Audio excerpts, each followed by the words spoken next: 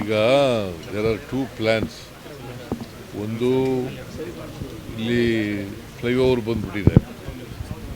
Flyover ಬಂದಿರೋದ್ರಿಂದ ಸ್ವಲ್ಪ ಅಡಚಣೆ ಆಗ್ತಾ ಇದೆ. ಫ್ಲೈಓವರ್ ಬರ್ತದೆ ಅಂತ ಗೊತ್ತಿರಲಿಲ್ಲ ಮೊದಲು. ಇಲ್ಲಿ 200 ಎಕರೆಗಿಂತೂ ಹೆಚ್ಚಾಗಿದೆ. 200 ಎಕರೆಗಿಂತೂ ಹೆಚ್ಚಾಗಿದೆ. ಮತ್ತು ಇಲ್ಲಿ ಫ್ಲೈಯಿಂಗ್ ಸ್ಕ್ವಾಡದು ಫ್ಲೈಯಿಂಗ್ ಟ್ರೈನಿಂಗು ನಡೀತಾ ಇದೆ.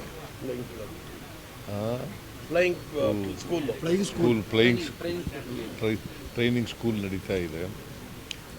ಅದಕ್ಕೆ ಯೋಚನೆ ಮಾಡ್ತಾ ಇದ್ದೀವಿ, ಅಲ್ಲಿ ಪಕ್ಕದಲ್ಲಿ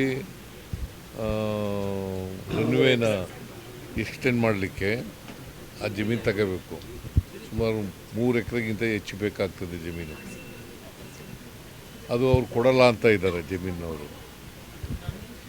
ಮತ್ತು ಕಾಸ್ಟ್ಲಿ ಜಮೀನು ಅದು. ಇದು ಒಂದು. ಇನ್ನೊಂದು, ಇದನ್ನು ಹೇಗೆ ಉಪಯೋಗಿಸ್ಕೊಳ್ಳೋದು ಅನ್ನೋದು ಕೂಡ ಯೋಚನೆ ಇದೆ. ಕೋರ್ಟ್ ಆರ್ಡರ್ಸ್ ಇದೆ. ಯಾಕಂತಂದರೆ ಇದು ಫ್ಲೈಯಿಂಗ್ ಸ್ಕೂಲು ನಡೆಸಬೇಕು ಅಂತಕ್ಕಂಥದ್ದು ಕೋರ್ಟ್ ಆರ್ಡರ್ಸ್ ಇದೆ. ಸೊ ಅದರಿಂದ ಏನು ಯೋಚನೆ ಸರ್ಕಾರ ಇನ್ನೇನು ಮಾಡ್ಬೋದು ಅಂತಕ್ಕಂಥದ್ದನ್ನು ನೋಡ್ತಾ ಇದೆ. ಒಂದು,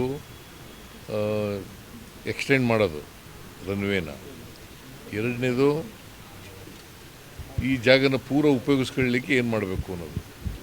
200 ಎಕರೆನ ಅದನ್ನು ಯೋಚನೆ